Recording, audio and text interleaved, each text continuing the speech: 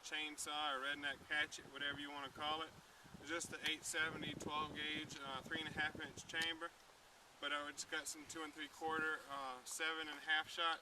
We got the gun fully loaded up, and today I got this tree problem. These trees are growing up all over the place, and the only thing I can do is just cut them down with this.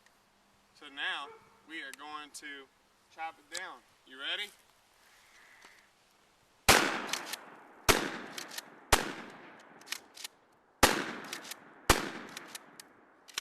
But now we got to keep working and take that stump out of the way. We got to mulch up the stump, if you will.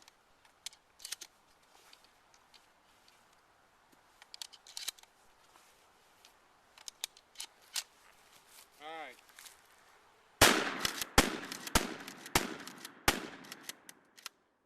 I think we need to put 1 or 2 more in it just to make sure it doesn't grow back.